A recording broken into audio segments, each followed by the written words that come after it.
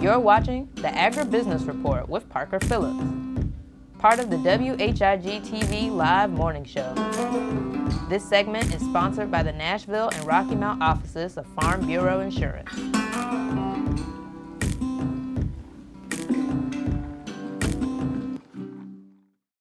Well, a great big howdy to everybody. It's good to see everyone.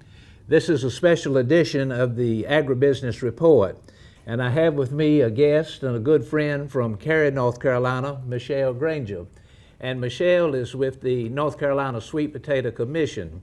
Michelle, thank you for coming to Rocky Mount, and I know you have a lot of sweet potato growers here in this locality, so I know you travel this way periodically. But concerning the Sweet Potato Commission, give us a description of what it is and what you all do and what your role is. Certainly. First, let me say thank you, Parker, for inviting me to join you today. The North Carolina Sweet Potato Commission was created in 1961, and the idea around that at that point in time, as well as today, was all around the promotion and marketing of the North Carolina sweet potato to help create market opportunities for our growers to have a place to sell their potatoes ultimately. And in doing so, the Commission also has a mission of education. So while we're creating markets to grow consumer demand and consumption, we need to educate our consumers as well. Why is the sweet potato the superfood that it is? What are those nutritional values? How do you cook it? All the different applications that you can cook it, the research that goes into it, and certainly the advocating for agriculture and how important agriculture is to each and every one of us every day. Well, that's quite a diverse responsibility and a wide spectrum of functions and roles. And you are the spokesperson for the commission, and you perhaps are a liaison between the growers and the commission and outreaches such as that. Absolutely. So as executive director, one of my primary roles is to be the spokesperson for the North Carolina Sweet Potato Commission and for our producers, packers, and shippers. And so I do get out and I meet as many as I can and to do my best to represent them. And hopefully before we finish our little visit, we'll talk a little bit about the packers and shippers, because that is a big part of the sweet potato industry. And lots of growers can grow the sweet potato, but then they need a good, solid, consistent marketing arm that will be, the function of it would be through the packers and the shippers. But right now we are in an Indian summer mode here in on the calendar, and you can look in all these counties, Nash, Edgecombe, Wilson, Sampson, Wayne, among others, and just see these flatbed trucks with the wooden boxes stacked on them, and workers are in the field picking up potatoes as we speak. How far along do you think or how far accomplished is the harvest, in your opinion? Well, from what I'm hearing from our members, we are approaching the end, but they are still working as hard as they can. Therefore, it's a late season to harvest. But I'm hearing more and more sighs of relief as the fields are completed. Well, that's going on as we speak. And once those potatoes leave the fields and they're in those wooden boxes, where do they go? Yes, usually? That's right. So typically, our potatoes are gone into what we call a curing process. And that curing process lasts for about 7 days, or 7 to 10 days, and it is all about temperature, humidity, climate control to really get the potato just right after it's been harvested out of the field. And then it goes into storage. Well, when you say curing, just what does that amount to, or what does that involve? Well, basically, I've heard many of our growers say it's putting them to sleep, the potatoes, that is. Yes. Mm-hmm. And creating an environment that is warm enough so that they don't have as much of a shock to the system coming out of the soil, and then staying within a certain temperature for a certain number of days so that they do go to sleep and are treated very much like the root vegetable that they are. Well, let me grab at a straw Sure. on this. You have the sweet potato, and it's full of starch. That's right. Then when you put it under controlled temperature to, quote, cure, it turns into a sugar. That is absolutely correct. And, yes. and those sugars are very conducive to diabetics and people who otherwise would have to avoid raw sugar, perhaps. No, it's no perhaps about it. You're spot on, and that's one of the reasons why we call the sweet potato the superfood, because particularly for those with diabetes and other health challenges that need to watch their sugar intake, they can have sweeteners through the sweet potato itself. And there are so many different processes and value add options that come out of the sweet potato that can be used as sweeteners now in numerous sources that you might not think of. That's one reason, among others, that it is a superfood. It has such diversity.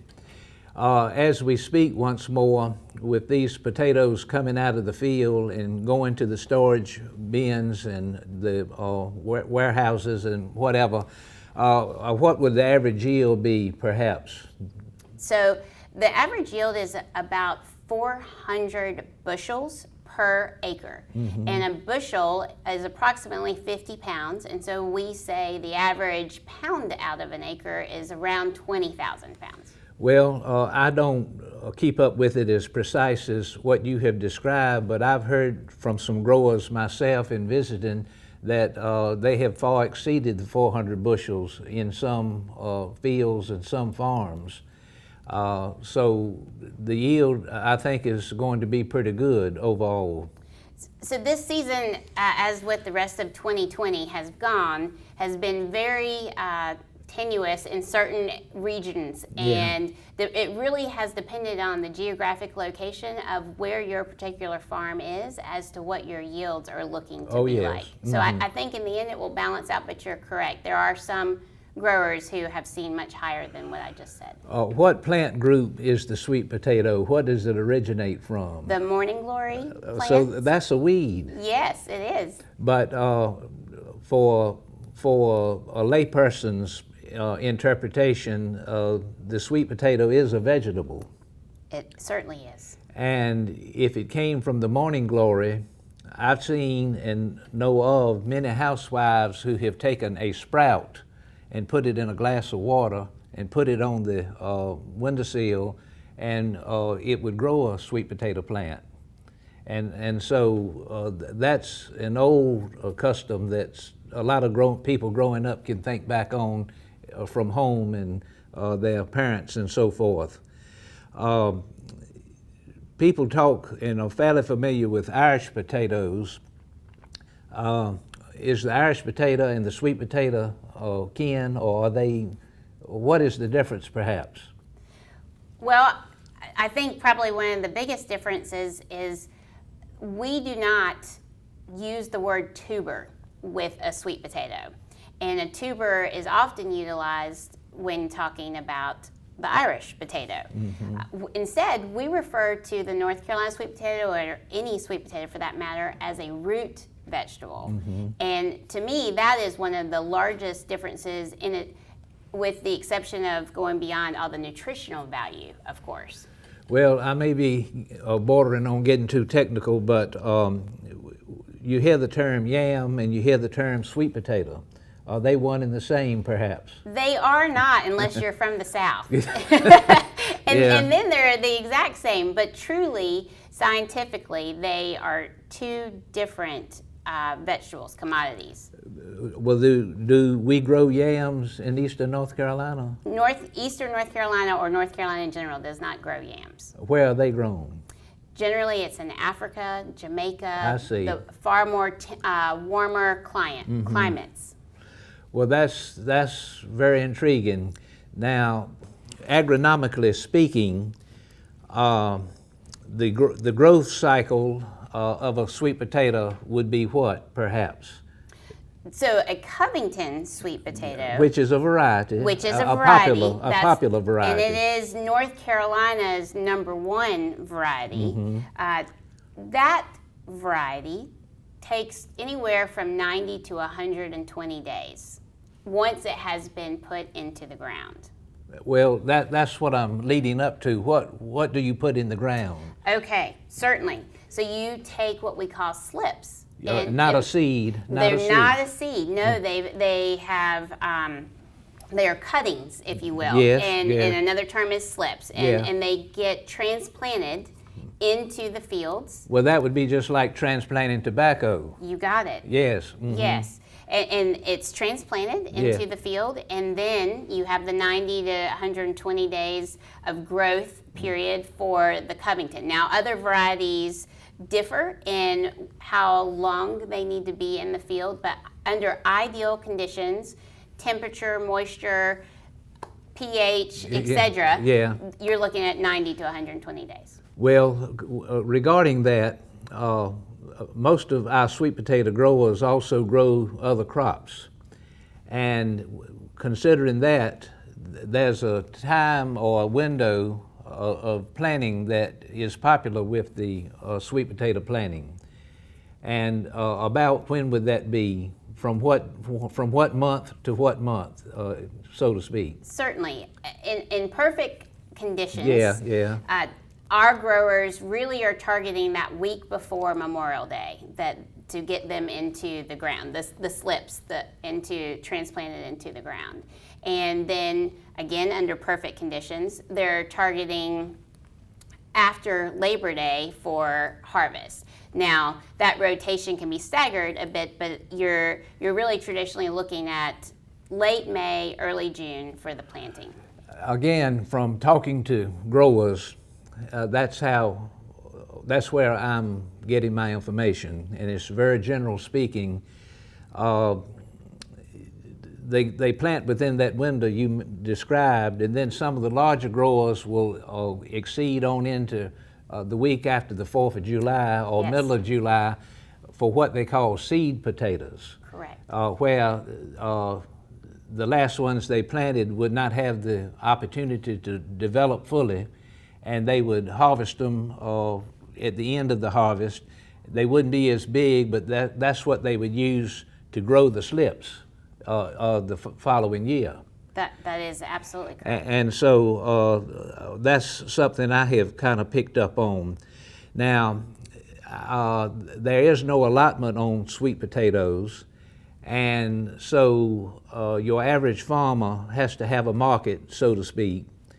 And a lot of the traditional sweet potato growers stay apprehensive of overplanting or having too many acres and then the price go down, that kind of thing. But every once in a while, the market will be really good, and they'll start digging them and harvesting them even before August is out, and they call it, they're harvesting them and shipping them green. Tell everybody what a green sweet potato is. Well, a green sweet potato has not really had the opportunity to cure and sit in storage as traditionally most of our potatoes do. Instead, they leave the field fairly quickly and go straight to market. Yes, and really don't have the opportunity to officially cure. That's exactly right. They might cure some on their own. So part of the Sweet Potato Commission's mission is to educate. What are some initiatives you all have ongoing? Well, I'm so glad you asked because I'm very excited about the opportunities that we're doing right now in that space. We have just launched a K through 12 STEM related education modules that has been in the works for the last 2 years. As serendipity sometimes works, it became completed at August and launched live for everyone. It's free on our website. And they are set up as modules, supplemental educational modules with a science, technology, engineering, math kind of focus. And the sweet potato is the theme that runs through it. This was a joint project with Ag in the Classroom at Farm Bureau, and as we were all working through the challenges of learning from home, teaching remotely, we see these modules as a great way to introduce the North Carolina sweet potato to the next generation. That's all coincidental. This broadcast is being sponsored by Farm Bureau, and so they pop up everywhere, and they are great supporters. Ladies and gentlemen, this is all the time we have for this first installment. I hope we'll be back with a second installment. I've been talking with Michelle Grainger, Executive Secretary of the North Carolina Sweet Potato Commission. We've been talking about sweet potatoes. It's been a great honor, and I look forward to being back with you soon. Thank you.